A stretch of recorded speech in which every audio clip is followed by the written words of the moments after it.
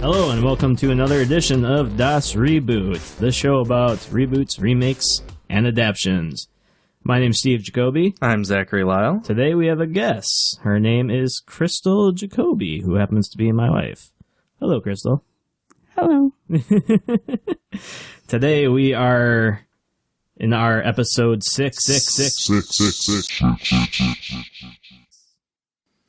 I think you had the echo. Repeat button. Sorry, I hate it when that happens.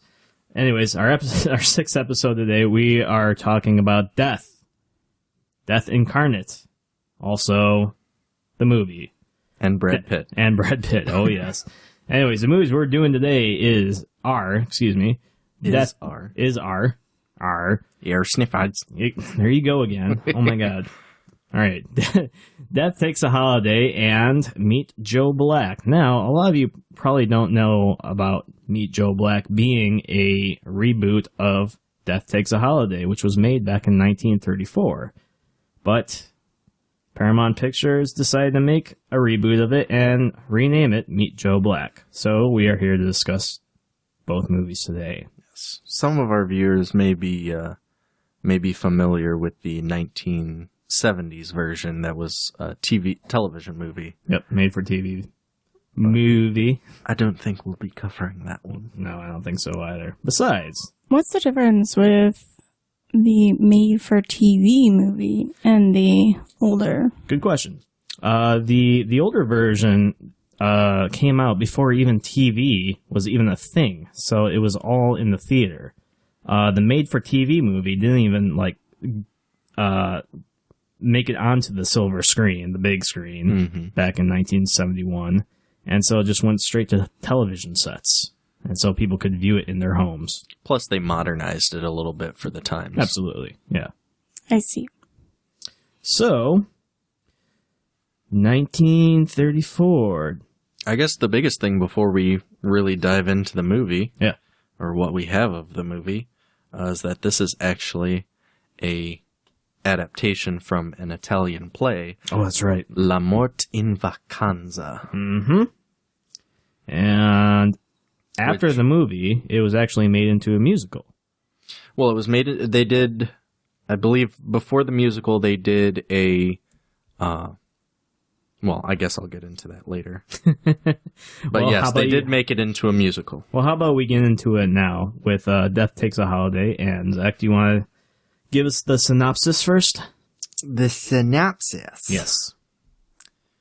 Well, isn't that just special? Mm-hmm. Plain and simple. I'm going to give a spoiler alert right now because this is basically the movie. Here it comes.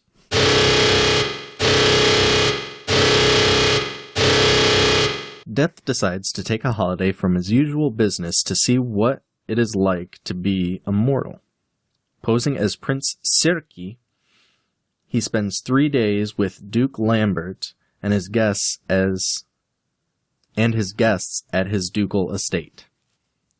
Ducal. What do you call him, Duco? Put your ducals up. Sure. Several of the women are attracted to the mysterious prince, but shy away from him when they sense his true nature. Oh, Prince!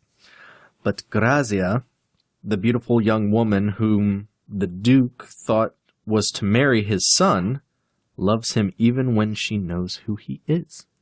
That's so sweet. That's the movie. That's the movie. That's the entire movie. And what a movie it was. Let's talk about this movie. Well, for one, it's a relatively early movie, so you have it in black and white. Yep. Which I think some of the best movies are in black and white. But it had sound. It did have sound. Yeah.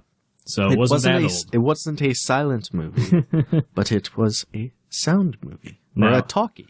Yeah, a talkie, as the term was used back in the 20s and 30s. You gotta wonder if that was before walkie-talkies. Oh, and definitely. They had it for like communicating across the set. Yeah, 50 years. What are you doing? I'm in a talkie and I walkie.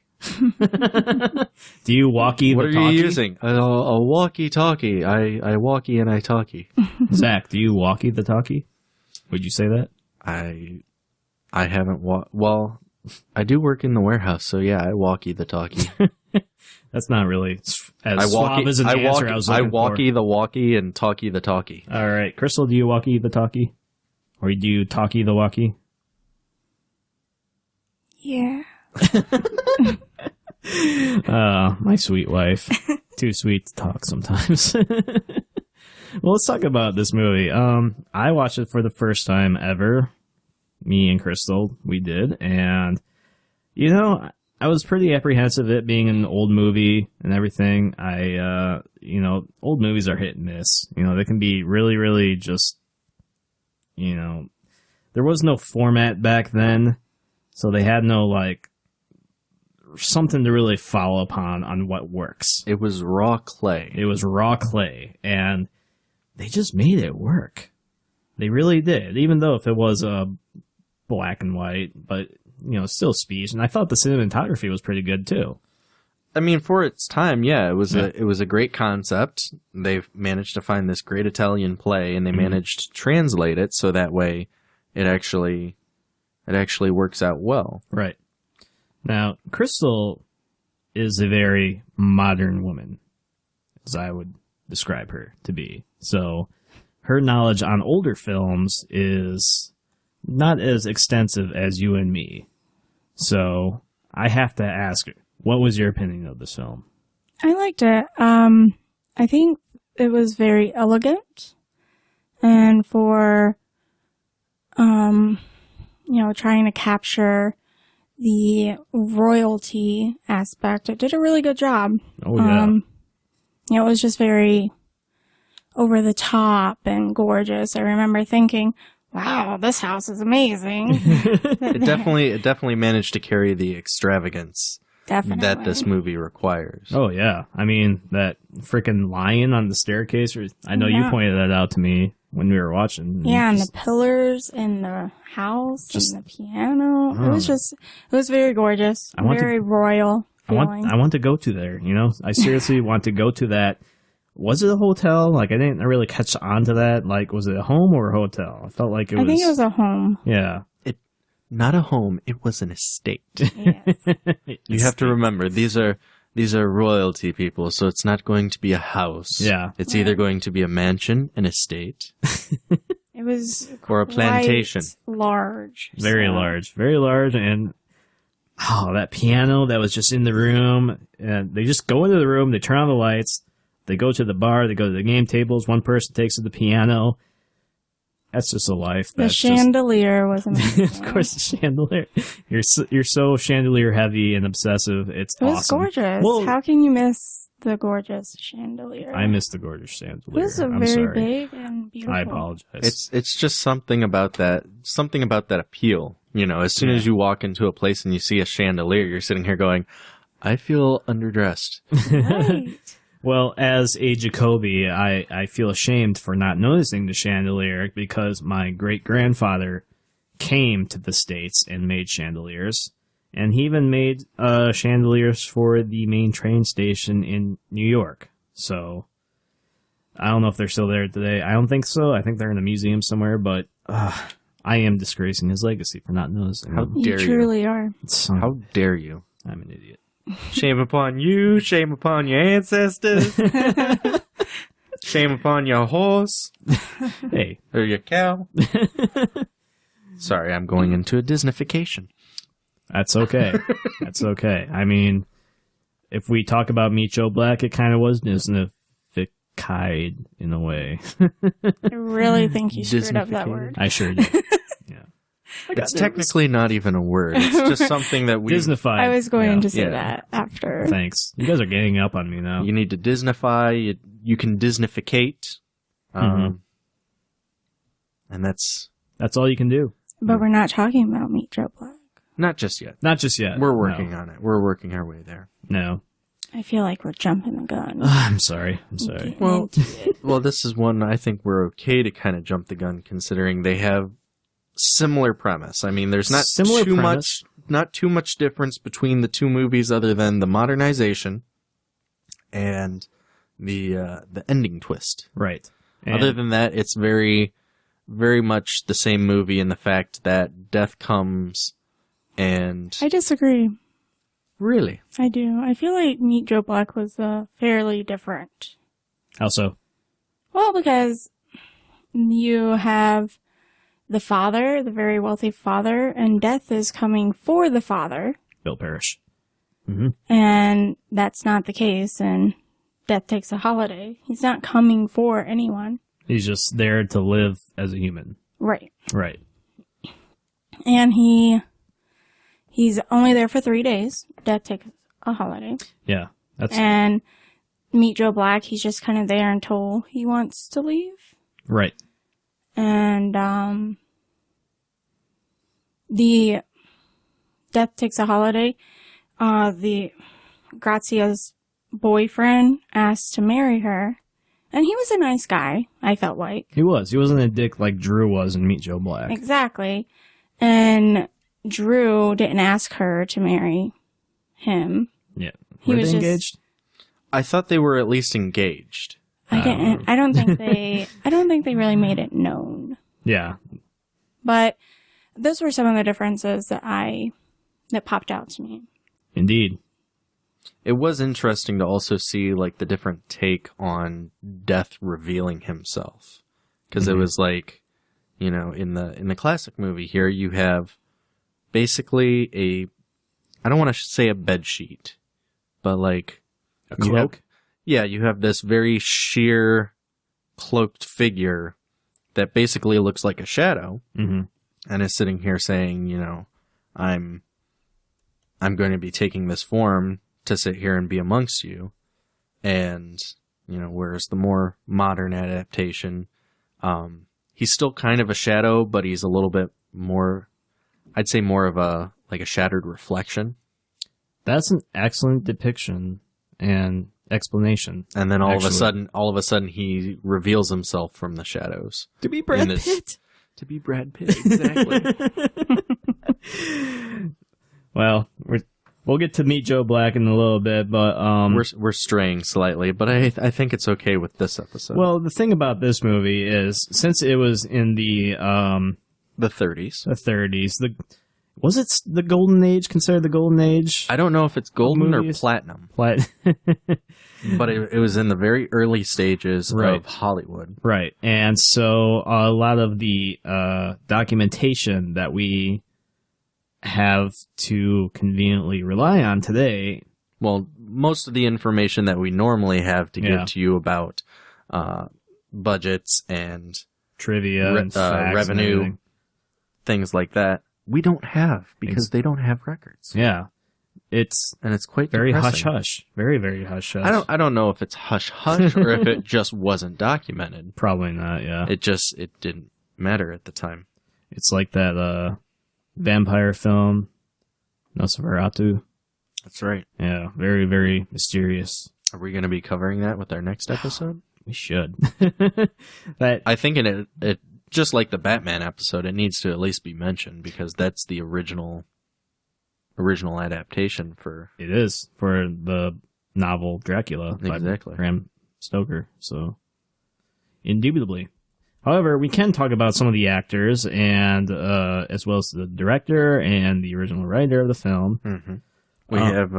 We have Mitchell. Oh goodness, Mitchell Leeson directing.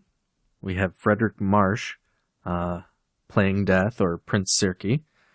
We have Evelyn Venable as Grazia. Guy Standing as Duke Lambert. As Sir Guy Standing. Sir, guys, and He had been knighted. Wow, what? Who was reigning at that time? You know, you should have asked me this before we started recording. I apologize. 1934. I'm gonna guess an Elizabeth. I want to say no.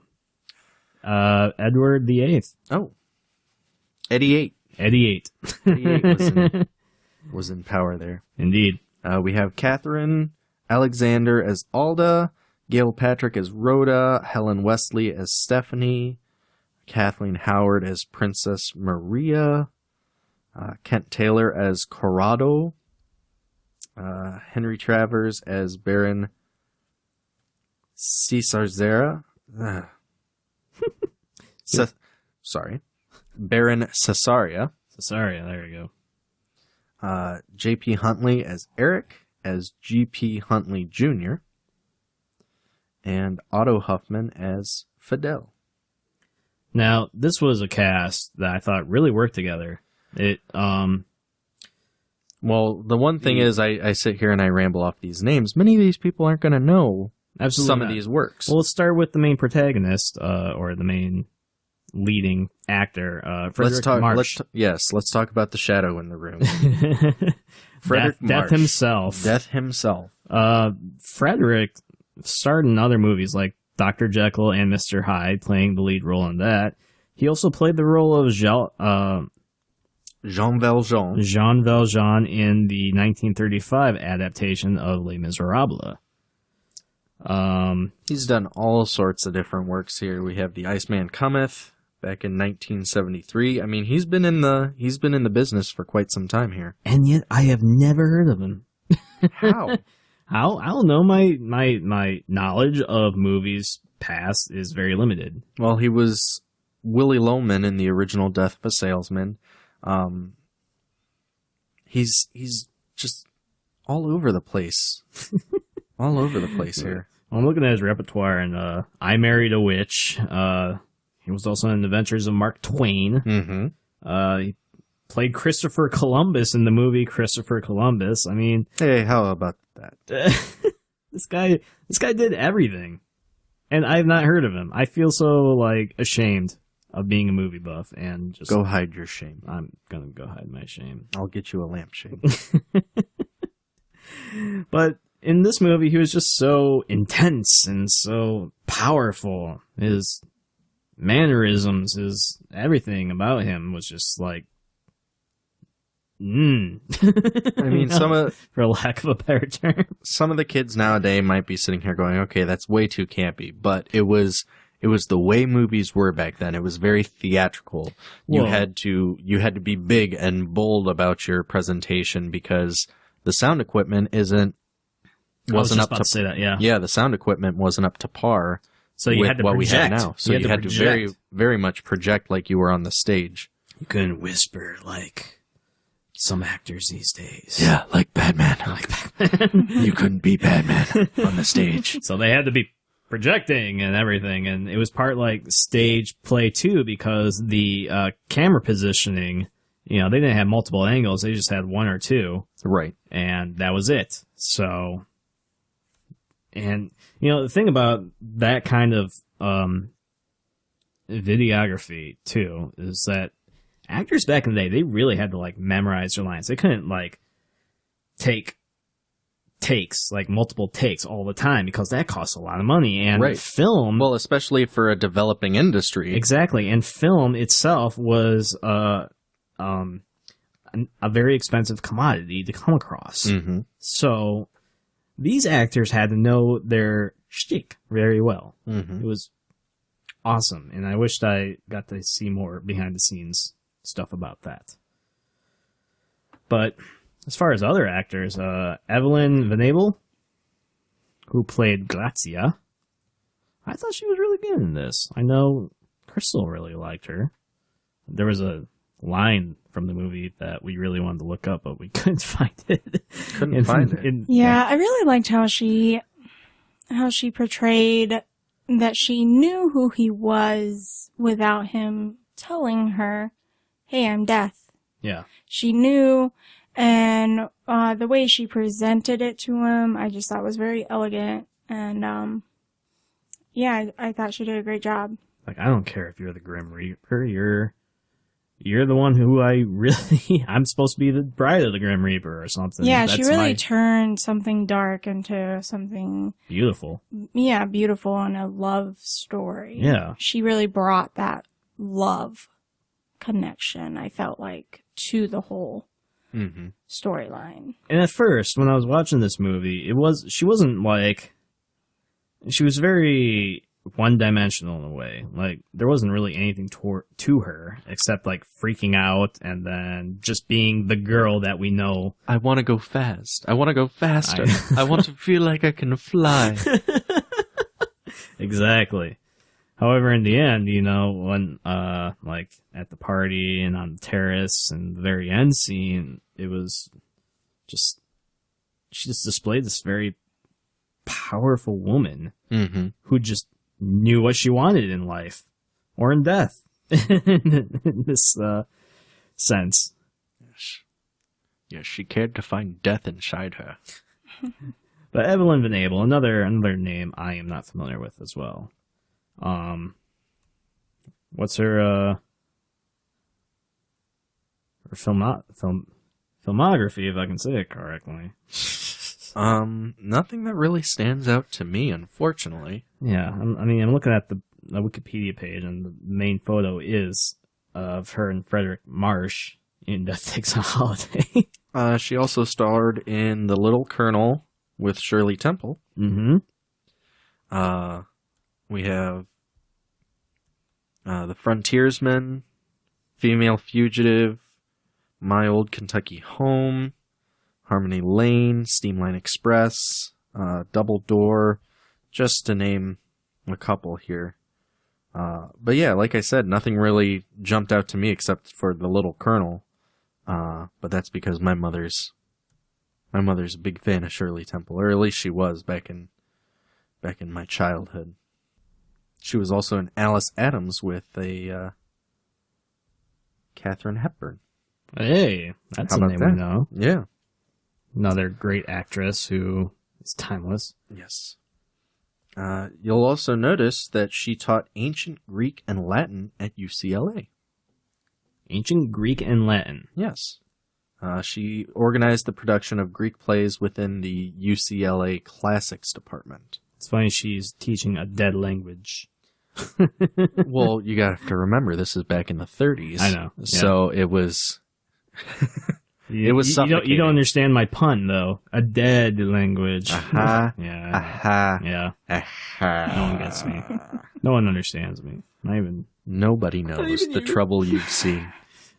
Nobody knows. Except Jesus. American Jesus at that. The Book of Murphy, That's RoboCop. right. Oh, God. And we've revolved back to there. One thing about this movie I really liked, though, was that they did this montage of Death, enjoying his holiday. He's at the horse races, and then there are a whole bunch of newspaper headlines that are put in, and basically the whole theme of that was nobody's dying. Exactly. Nobody's dying. All these things are happening, and nobody's dying. Krystal actually had to point that out to me for some reason. I was not getting that. Well, this is another big difference between the two movies, is that with this movie, it's sitting here going, Death's taking a holiday, so guess what? Nobody's dying. Yeah. Nobody's dying. We had a guy jump off the Eiffel Tower. And he lived. And he lives. Yeah. Well, here... It's incredible. Well, here's my... the guy who was, driving the horse and buggy when they get into the accident. Yes. You think he was supposed to die, but he didn't because Death started taking his holiday right then? Bingo. That's what I thought, too. That and the ass he rode in on. What a fine ass it was. That was a donkey, right? I don't know, maybe. It was, I believe. It was either that or a very sickly-looking horse. At least in my opinion. So it was either a fine ass or a bad ass. Yeah, let's go with that. But yeah, it was just so funny. It really took me for the course because that cart driver was just way too happy to be in an accident. Like if I was that cart driver, I'd be like, "What the fuck, man? You just ran into me with your car." But he was just way too happy because he was happy to be alive. Well, he was happy to be alive. He was happy that his ass was intact. Thank you. I'll be here all week. But then he also is basically bribed to sit here and be like, "Hey, in case there's any injuries, here's something for your troubles." And we can't see exactly how much it is, but you have to think that it's got to be at least, let's see, back in the 30s, I'd say at least $20. Adjusting for inflation, of course. That's either that or maybe even 50. Yeah. There's a modern show on TV today called Lucifer. You ever seen it? I love that show. Part of Frederick Marsh's persona reminds me a lot of Lucifer. Probably the actor who plays Lucifer probably got it from Frederick Marsh because he's just so. Is it because of his accent? No, it really isn't. The thing I like, I know we're going off track here again, but the thing about Lucifer is that, again, it's another theatrical thing. You know, really is. He even states it in the show. He's got a thing about theatrics. Yeah. Very. The So that's- storylines are similar. Very similar. Yeah. I mean, Lucifer is the man who punishes the wicked, while Death ferries the dead to Right. the afterlife. Mm-hmm. And Lucifer is definitely taking a vacation. Very much so. Indubitably. And then some. Oh, let's see here. We also have Guy Standing. There's no one standing right now. What are you talking about? Hardy har har. Anyways, guy standing. Another one where I'm sitting here, I'm looking at movies that I don't necessarily recognize. Sir Guy Standing, by the way. Like you pointed out earlier. Yes, from this movie, he was Sir Guy Standing. His one where he was listed as Mr. Standing was Alone in New York. We also have a short that he did called True Irish Hearts. And then coming back as Sir Guy Standing, we have Death Takes a Holiday, of course. We have The Witching Hour. We have The Big Broadcast of 1936. I'd Give My Life. Bulldog Duck. You can do it.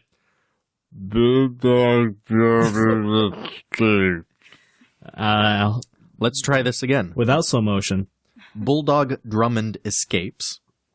Try saying that 5 times fast. No, thank you. Okay. You did just fine. Lloyds of London. Return of Sophie Lang. Again, nothing I really recognize, but it's definitely sparked my interest to sit here and check out to see which ones I can find now. Right. I'm looking up on the web and finding out that he died at age 63. Unfortunately, in 1937. So just 3 years after this movie was made. And I know, I'm pretty sure this is the guy where there was some controversy about his death. Really? Like what? If I remember correctly, he was diagnosed as having a heart attack while he was off walking the hills of Hollywood. But there are, supposedly they've been disbanded, but you know Hollywood. Oh, yeah. The Illuminati. Illuminati. Exactly. That's what we came up with.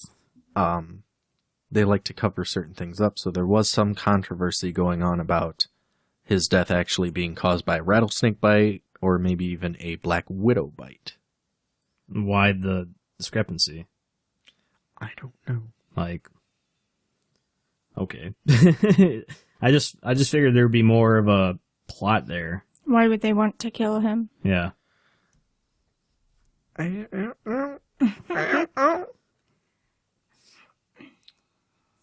Too bad. Oh, may he rest in peace. Yes. Sir Guy Standing. Why was he knighted?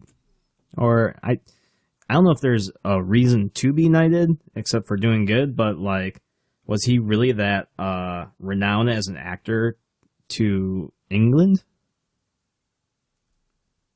He must have, because in order to, I know Patrick Stewart has been knighted recently. He was born September 1st, 1873 in London, England. Right. United Kingdom. Right, so I know recently Patrick Stewart was knighted by Queen Elizabeth. So I guess he was the Patrick Stewart back in the day. Mm-hmm. He was also his last marriage. His first marriage was Isabel Urquhart. Mm-hmm. Then he married Blanche Burton. And his wife in death was Dorothy Hammond. And they had 3 children. Who is Dorothy Hammond for our audience? That's a good question. Was she an actress? Yes. I'm going to say yes. Yes. She was also born in London, England. As Dorothy Frances Plaskett. Interesting. Actress known for Across the Continent, Hoodman Blind, Nothing Like Publicity. Only has 5 credits to her name. But enough to get the eye of Sir Guy Standing. Yes. I'm interested in the movie Mr. What's His Name that she's uncredited in. His name was Standing. Mr. Standing. The name's Standing. Guy Standing. Okay, so here we have a little bit more information. According to IMDb, it says he died from a rattlesnake bite during one of his frequent hikes in the Hollywood Hills. But, in an eerie coincidence, on the very same day he died, the co-writer of Palm Springs, a 1936 film, Humphrey Pearson, one of Guy's last films, died in Palm Springs of a gunshot wound. Huh. So again, I think there might be Illuminati. something there. Illuminati. Or the Mafia. You know. Illuminati. Illuminati. Well, anyways, you got anything else for Death Takes a Holiday? Well, we've basically just been covering the actors, actresses. One of the things I can say is that on March 22nd, 1937, Lux Radio Theater actually broadcast a 60-minute radio adaptation of the movie with Frederick Marsh actually reprising his role from the film. That's cool. Very cool. Very, very cool indeed. I think it was easier to get people from, like, the original incarnations into, like... Just to show up. Yeah, just to show up. I mean, now it's just, like, impossible to do that. Right. And this was also a cool thing due to the fact that not everyone could get to the movies. Right. Back in the day, so it was nice for them to have a radio adaptation for the people that couldn't pay to go see it in the theater. Right. But it was a good film, I thought. It was a good film. Krystal, you agree? I do agree. I thought it was very good. Very extravagant. Reminded me of our wedding. We had a Great Gatsby wedding, and we tried to make it as, like, big band 30-ish as possible and elegant. Yeah, it was a really good movie. I thought they I did the Charleston. I thought they got right to the point. It was short. It wasn't too short, but it was short And They sweet. Yeah. Yeah. They didn't really stray off. I feel like in Meet Joe Black, they kind of... Oh, yeah. There's lots of Fat. areas that are just like, this is not necessary. I think that's when the editing department decided to go on vacation. Yeah. Keep that in mind, the whole editing factor, because, well, let's just get into Meet Joe Black right now. Anyways. Are we really ready for that? Oh, yeah. How long have we been doing this? We're at 33 minutes. Can I just ramble off a couple more things? Sure. Go for it. We have Edward Van Sloan was actually in studio records / casting call lists for the role of Dr. Val, but he never appears in the movie. Why not? I don't know. Well, who is this guy? Editing process, I suppose. Well, wait a minute. We were doing research. I mean, we were doing extensive research on this film before recording. And I have the information if you'll let me speak, you son of a bitch. Well, my point is that there was a discrepancy on the time length of this film. Like It was mainly sticking around 78 minutes. Well, 70 minutes area. Yeah. Some places were saying 73, some were saying 75, some were saying 78, 79. But we get to this one website, and it's like almost 2 hours, if not more. It was an Italian version. Yeah. And I still think it's due to translation. They just add extra syllables, and so like that adds like 1/3 of a movie too, Right. because of the language. They slow down the movies so that way they can fit in all the Italian. You got to do that in slow motion and with an Italian accent. For For example, I'll get in trouble if I do my Italian accent. in America, dogs go bow wow. In Italy, dogs go bow wow wow. We're gonna get in trouble. Probably. God's gonna smite us today. Italians are very passionate people, I'll tell you that much. They are very passionate people. But, back to the point here, Edward Van Sloan. You're gonna know him from a couple of these different movies. This is one where I was actually like, oh, I recognize this guy. We have him in Dracula. Which one? Like 1931 version. Okay. Playing Van Helsing. He's also in Frankenstein from 1931. Okay. Playing Dr. Waldman. Mm-hmm. We have him in Manhattan Parade as the lawyer, uncredited.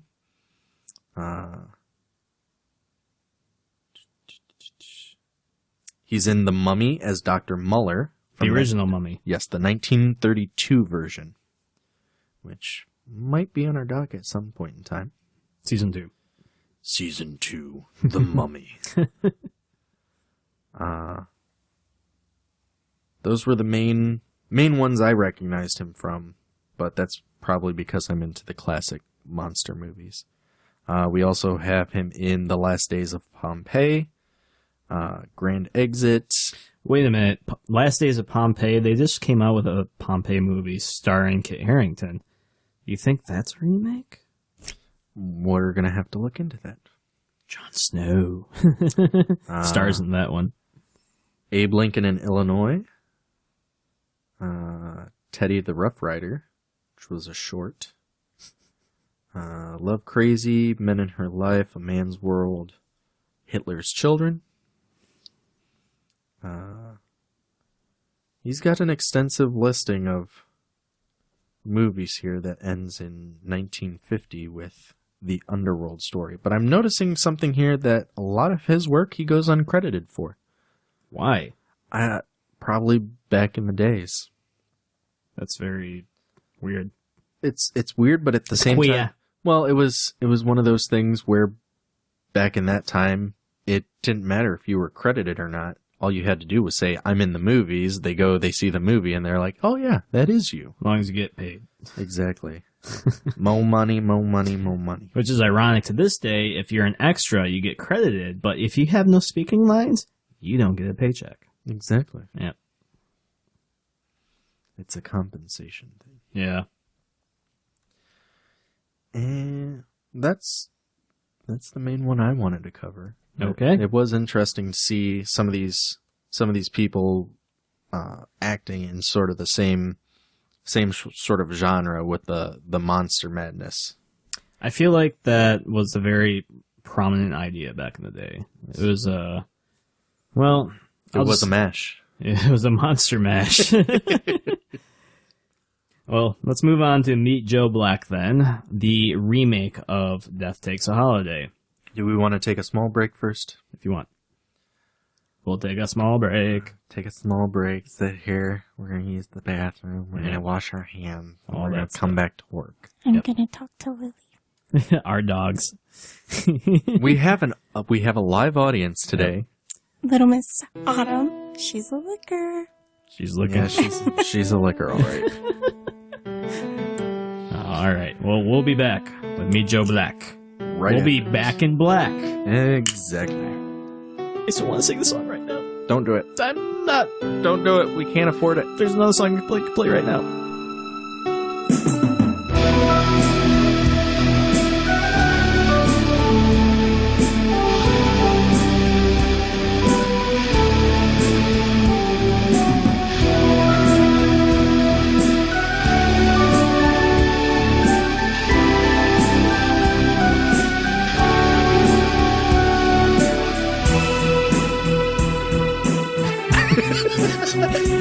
And welcome back to Dot's Reboot, where we're discussing Death Takes a Holiday versus Meet Joe Black.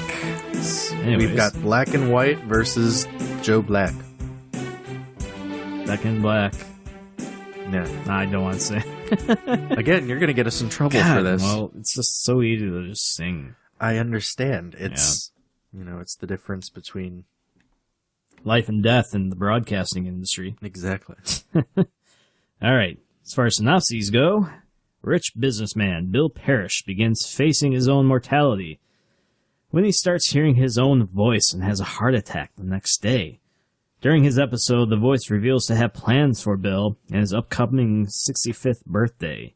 Meanwhile, Bill's daughter Susan meets a very dashing man in a cafe, to which, despite already being involved with her father's business partner named Drew, has her breath taken away.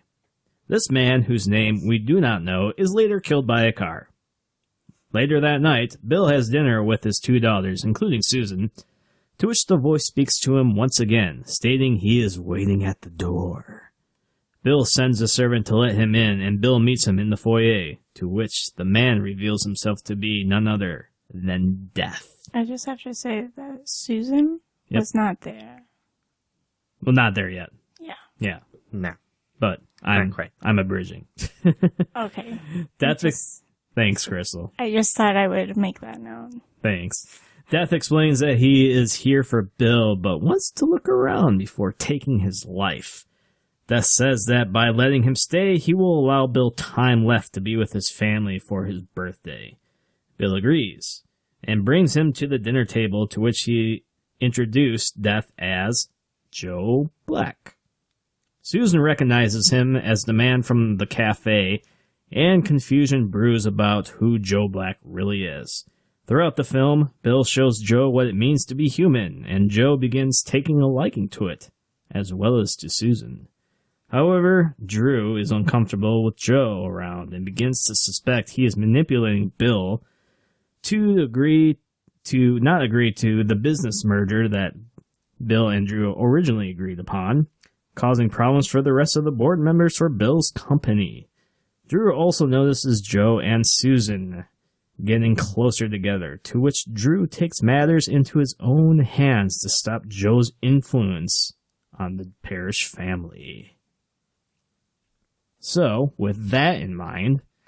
Now that you've given away the whole movie... Well, I didn't... Except for the ending. Except for the ending, spoiler alert, incoming.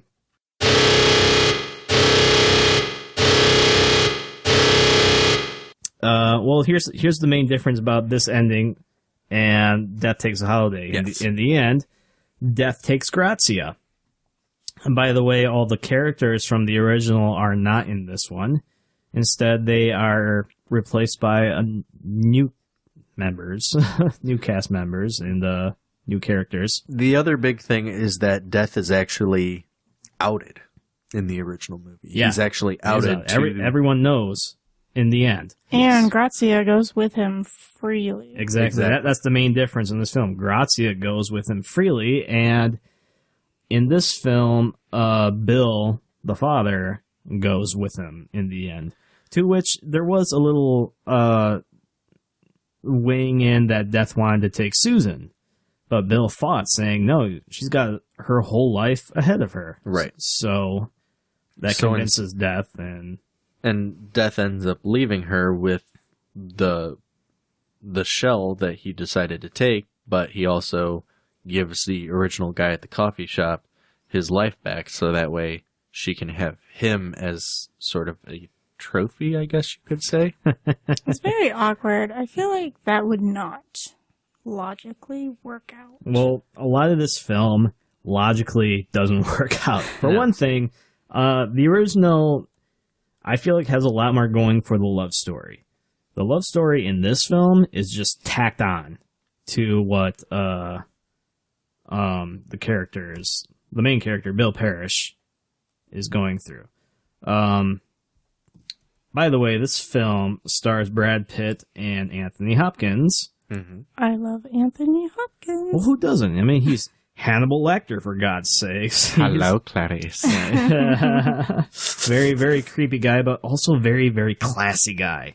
And you have to remember, this is a reunion for them, for Brad Pitt and Anthony Hopkins, because That's they were right. previously 4 years before this in 1994, they were in Legends of the Fall together. That's right. They were in that movie, a movie I have not seen, but should probably know. How dare you? I haven't seen it either. Movie. I'm leaving now. I'm getting up. This film is directed by Martin Brest. And you laugh because, well, our previous discussion. Martin. Martin's previous credits go to Scent of a Woman and Beverly Hills Cop. So here he is doing Meet Joe Black, which is very, very 1990s drama-filled Forrest Gumpy / Braveheart inspired soundtrack in a way. I know it wasn't like as epic as Braveheart, but the same instrumentation was used in this film, and I thought a lot of the motifs throughout the score reminded me of Braveheart, as well as Forrest Gump. Not a whole lot of piano going on, but it was still one of those. It was a, let's call it a classic build-up. Yeah. Was what it was trying to go for, because the thing about Forrest Gump is that, yes, granted, it has a wonderful light musical score about it, but then it's also got the insertion of certain songs. True. That were back in that era. Mm-hmm. The one thing you should realize is that Anthony Hopkins would frequently come to blows with Martin Brest over the director's insistence to do multiple takes. Apparently, Anthony Hopkins doesn't like taking multiple takes. He's a one-take sort of man. Well, he's a very classical actor, you know. And from what we were talking about before, about actors needing to, like, get it all in one take, because film being very expensive back in the day to shoot, you know. Even Anthony in the Hopkins, 90s. Even in the 90s, yeah. I mean, now, like, as soon as the millennium rolled around, we started converting to all digital, which it is all digital now, except for a few, save, like, Interstellar was on film, actually, not digital. Phenomenal. Some composite shots were on digital, but it's cool how they did that. I like to point out that this film clocks in at 3 hours. Yes. 3 hours compared to the 78 minutes that the original did. It's definitely a long haul for this one. It's a snail's pace long haul. I'd hate to see what they would have done with the original one had they not done the montage. Now, exactly. Now, here's the thing. I was telling you to remember the edited thing, note. Yes. There is apparently an edited TV version of this film that frequently airs. And I believe it's the director or probably the producer. I'm going to say the director, who wants nothing to do with that edited version. But at the same time, I'm just like, there's so much going on here that doesn't need to be into the movie. Well, here's the thing.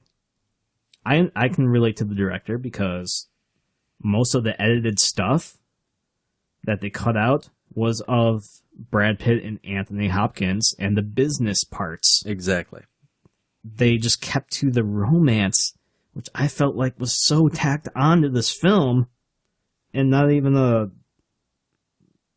important part of it. Right. Which totally dilutes the original inception of Death Takes a Holiday. Yeah, indeed. Martin Brest has disowned this edit, so the director's credit is actually for Alan Smithy. Right. Or is that Smythe? Probably Smythe. Smithee. Oh, that's Smithy. That's so Smithy. Good old Smithy. Yeah. But a lot of this film, like, it's long because it's detailed. It's quite detailed. It's overly detailed. Right. It's gratuitously detailed. I think it's overly detailed as far as a remake. If it was just its own film, I don't think it's a bad film. Exactly. Was there really a need for like 15 minutes of figuring out what peanut butter was? You see, I really enjoyed that part because, that was like Death's first experience of the world. Right. Yeah. And that was funny. However, when it came to the whole lovemaking scene, yeah, that was super long. It was 90s films are notorious for having love scenes that are just so sappy and so Well, I feel like there were a lot of scenes where Brad Pitt was just silent. Yeah. And I understand he's deaf. He doesn't understand what's going on. But he was just there kind of trying to figure it out. And that kind of made the movie seem a little bit longer. I don't know. I guess it was, my biggest issue was that it was the way the beginning of the movie is set up. You're sitting here and you see that Anthony Hopkins is sitting here having these issues with his heart and he's hearing this voice. But then all of a sudden it's like irrelevancy because his daughter goes to a coffee shop and meets Brad Pitt. Guy at the coffee shop, Brad Pitt. No name guy. Not Joe Black, Brad Pitt. Yeah.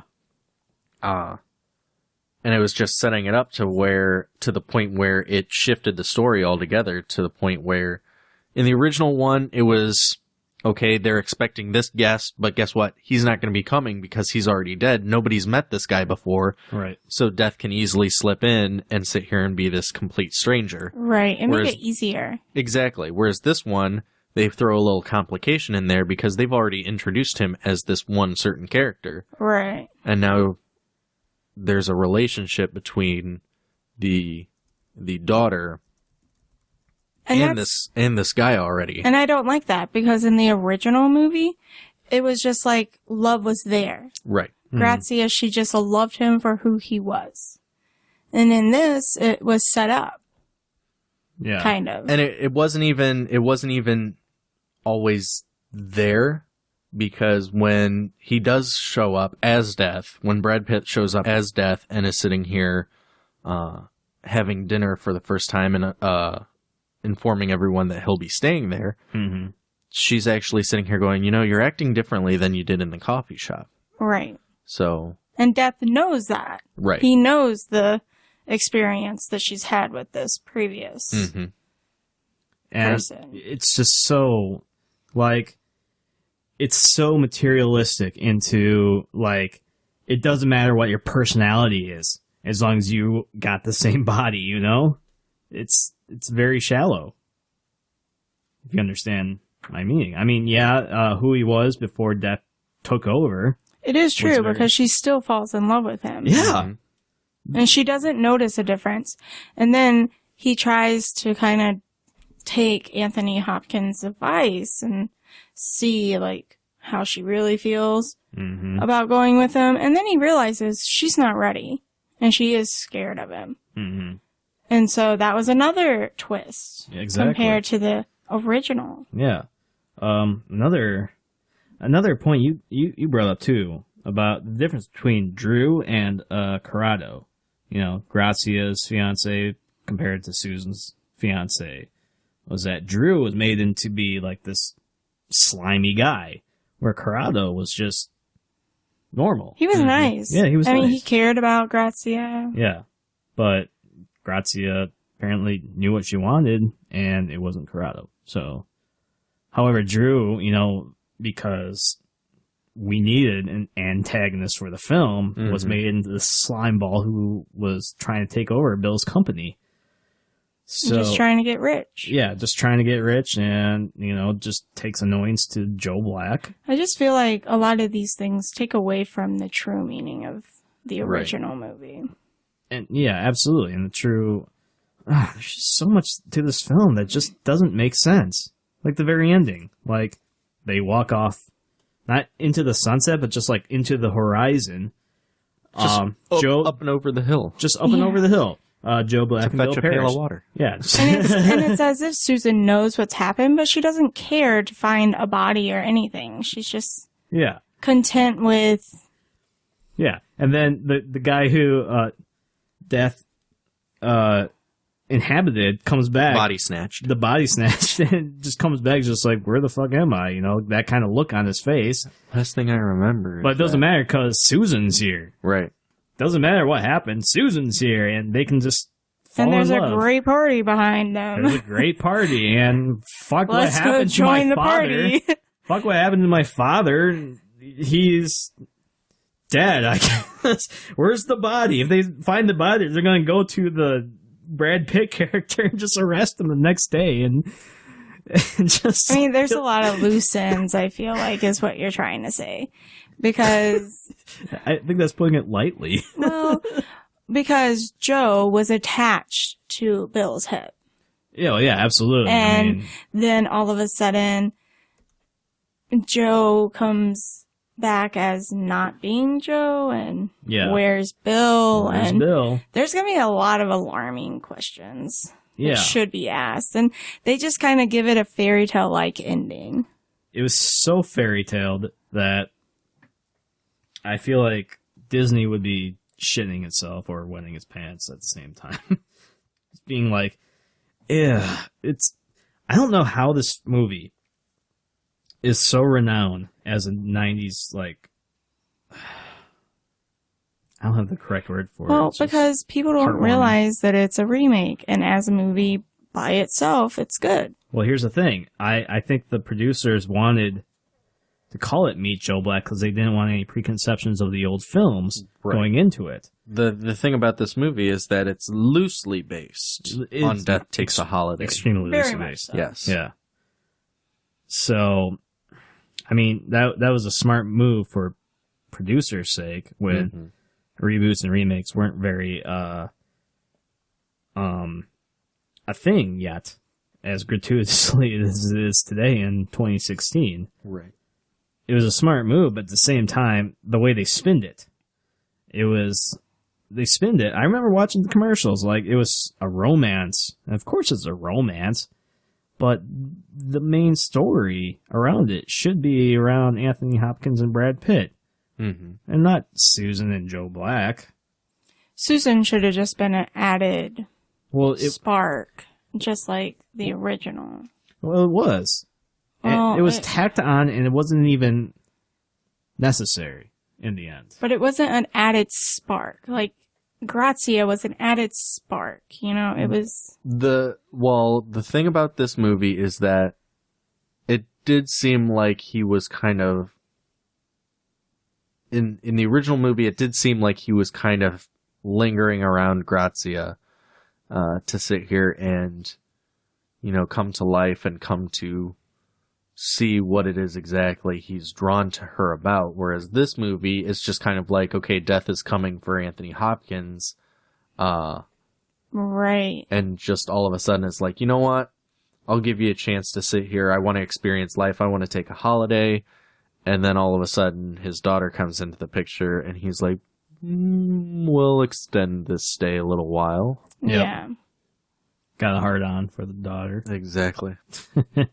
Don't worry, everything gonna be Irie. No, there's another tacked on scenes, you know, with the dying Jamaican grandmother. Yeah, what was that all about?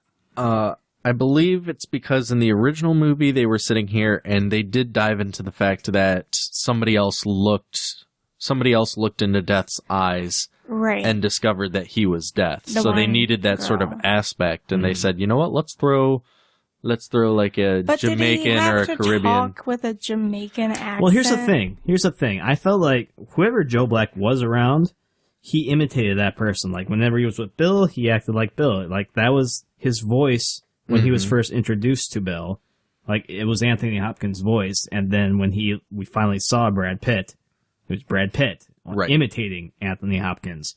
Whenever he's around Susan, he acts kind of different. He doesn't act like Anthony Hopkins' character. He acts all durr. Yeah, kind of confused as she is, you know. All the blood is rushing from one area to another. So there's that, and so when she's around this elderly woman, she takes on that persona. I think that's just he takes on this persona. I'm telling Brad Pitt you called him a she. You He's gonna call send him right George- now and tell him. He's going to send George Clooney after you. Sorry, I'm Get dyslexic. all of Ocean's 11 on your ass. Yeah, let's come down, dyslexics, assholes. Anyways, Freudian slip aside, I'm just saying Death was imitating anyone who he was around being like the alpha male. There was an episode of House where there was a patient who just imitated the alpha, whoever was in the room. Mm-hmm. It's a known condition. I forget the exact name of the psychological condition, but I felt like that's what Death was. He just imitated the alpha in more alpha personality in the room. But was that really necessary? I don't think it was, but I think it was just an added flavor that I thought was neat, but absolutely not necessary. I kind of like it when a character has their own character and their own personality. Well, here's je ne sais quoi. Well, here's Yeah. here's a philosophical note. We all see God in our own way. Do we all see death in our own way? It's possible, but it really had me confused in the movie. It is very confusing. I mean, it's not a deep movie to begin with, except with the fact that we almost meet death at some point in our lives. That's inevitable. No one lives forever. Nothing lasts forever. But Death in Texas. Death in Texas. Well done, sir. Well done. Lobby and serve. Yeah, that was a great theme to it as well, and Yes. that's just the whole bringing down of Drew in the end was brilliant. It was. Yeah, Indeed. very very brilliant, and because Drew screwed Bill over, and in the end, Bill ended up screwing him over, and then just like But with Death's help. Yeah. Death. Joe. And the good thing about, something that I really liked about Meet Joe Black was that Death recognized that Bill was a really great guy. Yeah, Mm-hmm. And he really didn't want to take him. yeah, he wanted him to like die with dignity in a way. Right. So, and just like live the rest of his life as it was supposed to be. And I think Bill didn't really realize how good his life was, and so he needed death to be there in order to like be introspective about it. Mm-hmm. And that is evident by his speech in the end about his one wish that everyone lives as lucky as he does. Right. So, you know, Anthony Hopkins, I feel like, is the only actor who could have pulled that off. Now, the other person who was supposed to be in his character, Gene Hackman. I don't know if that would have worked. That would have never worked, in my opinion. Gene Hackman's a good actor, but he's not Anthony Hopkins. I don't think he's quite classically trained as Anthony Hopkins is. Anthony Hopkins just has this certain sophistication about him. Right. And Gene Hackman can have a sophistication about him, but it's more of like, it's almost got like a more ruggedness about it. Very rugged, I think. Whereas, you know, Anthony Hopkins it's almost is smooth just- like peanut butter. Exactly. I was Yeah. going to say, it's just a part of his persona. He doesn't have to try to be sophisticated. He Right. just is. I mean, if you could replace Gene Hackman with Anthony Hopkins in some of his films, like The Replacements, Keanu Reeves in that football movie, no, that wouldn't have worked. Enemy of the State, I don't know about that.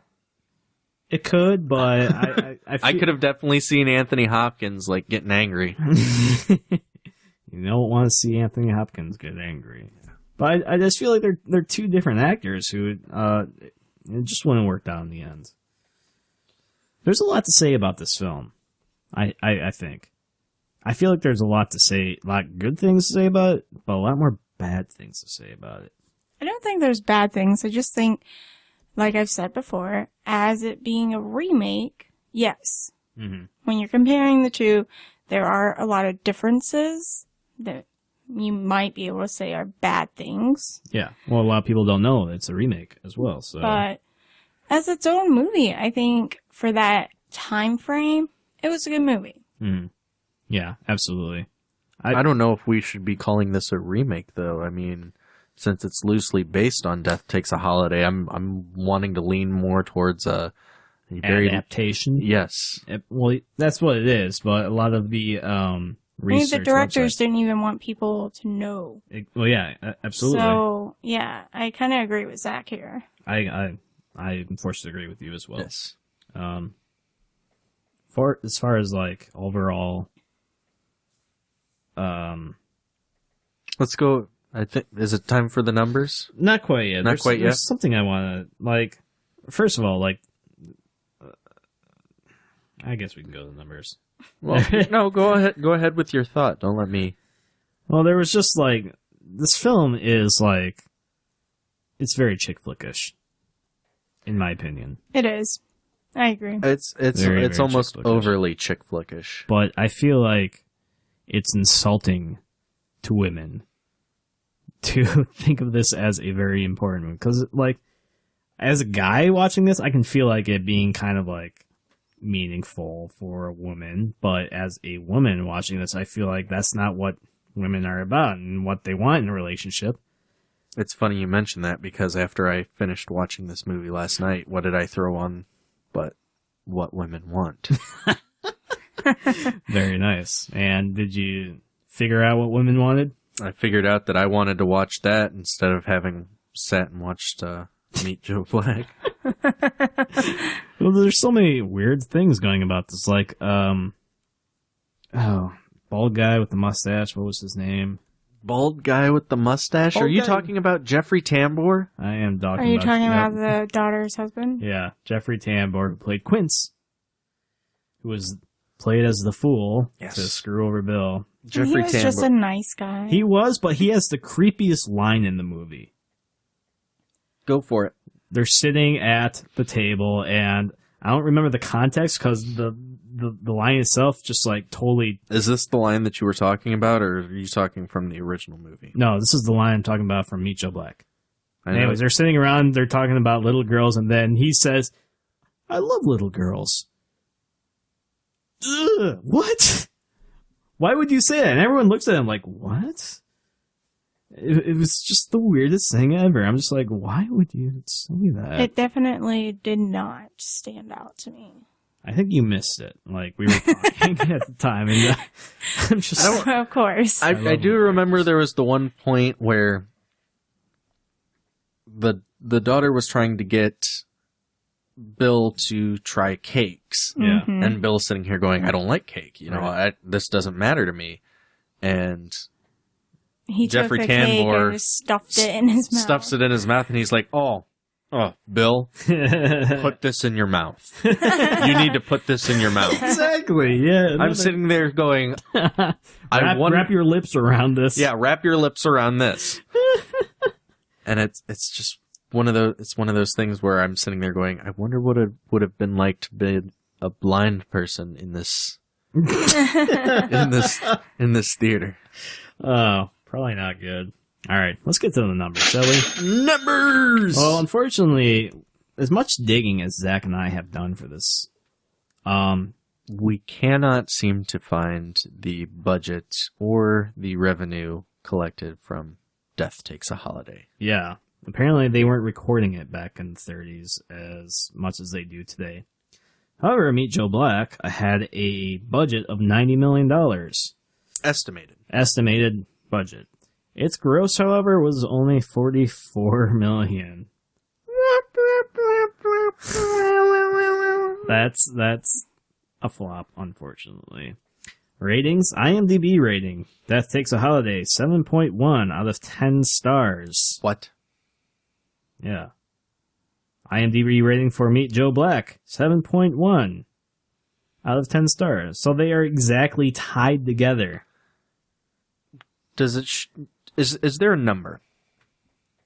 Is there a number? There's a number underneath that 7.1 to 10. Okay. Okay. Okay.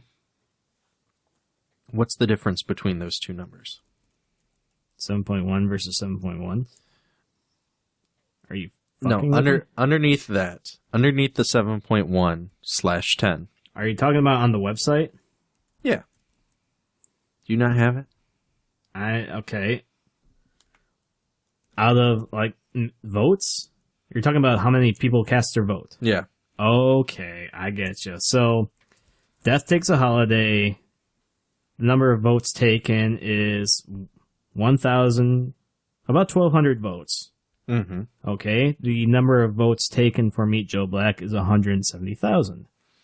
So the thing I'm looking at with this is that, yes, they're both 7.1, but the fact of the matter is that it took a lot of people to make this a 7.1 for Meet Joe Black, whereas Death Takes a Holiday didn't need that many people to sit here and give it a relatively high standing. Semantics, dude. Semantics. Come on. It's a very important point that he's making. Okay. I just feel it needs to be pointed out All right. that It took over... there's only 1,200 in Death Takes a Holiday votes, but Meet Joe Black is roughly 150,000. I have to digress really fast, real quick, Die. because I'm looking at the message boards for Meet Joe Black, and one of the topic headings is Quince a pedophile? You know, the mustache, I didn't see what kind of a car he drove, but I'm assuming a windowless van. I think they just rode in airplanes. Yeah, no, that's all I did. Could be. Oh, anyways. That's not to say anything about Jeffrey Tambor. Jeffrey Tambor, I think, did a fantastic job. I blame the writing department on that one. I blame the writing for this entire movie. Our last numbers featured is from Rotten Tomatoes. Uh-huh. Death Takes a Holiday has an 83% fresh rating. Hooray. Meet Joe Black, however, only has a 51% squashed rating.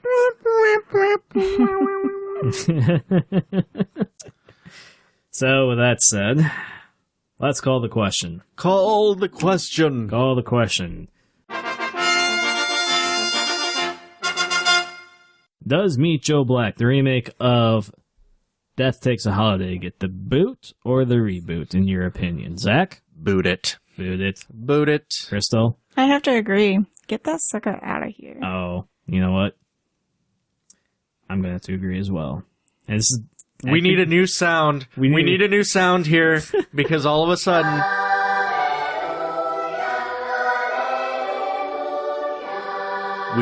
We've come to a unanimous agreement. Unanimous agreement. This is the first time. Needs to get the boot. Usually Zach and I are split decision, and now we're all about the original boot. The original incarnation of I feel like we've just either found the superstar or the one-up. Very, very, very well done. Oh, yeah, well, the previous film, it was directly to the point, it was short and sweet, and it didn't add on a whole bunch of cumbersome, long scenes that we didn't need. The other big thing about this is that in the original movie, Death Takes a Holiday. So, in other words, nothing else is happening. Death is able to sit here, take a holiday, and people aren't dying.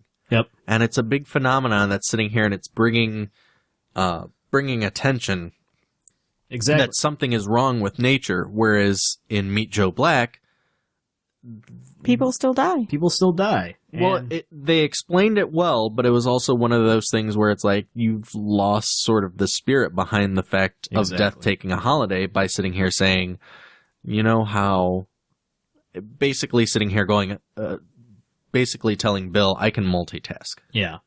Yeah. Yeah.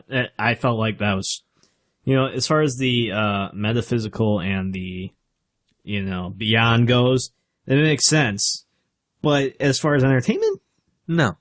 it's boring. And the fact that you're sitting here, you're sitting here editing certain areas to sit here and shorten the movie, but you're taking out the meat and potatoes of this film when there's certain other elements that you could have gotten rid of and it would have been perfectly fine. Mm-hmm. I think the original was great, and guess what?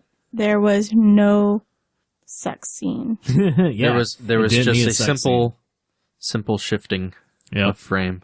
Yeah, I'm wondering why it was so shaky at times. Well, anyways, thank you for joining us at Das Reboot. Thank you, Krystal Jacobi, for joining us tonight. You're welcome. I'm Steve Jacobi. I'm Zachary Lyle. And this has been Das Reboot. Until next time. Yes, join us next time as we get in the holiday spirit of Halloween as we go over Dracula. Bum, bum, bum. Blah, blah, blah. Exactly. I don't go blah, blah, blah. Thanks and good night, everyone. See ya.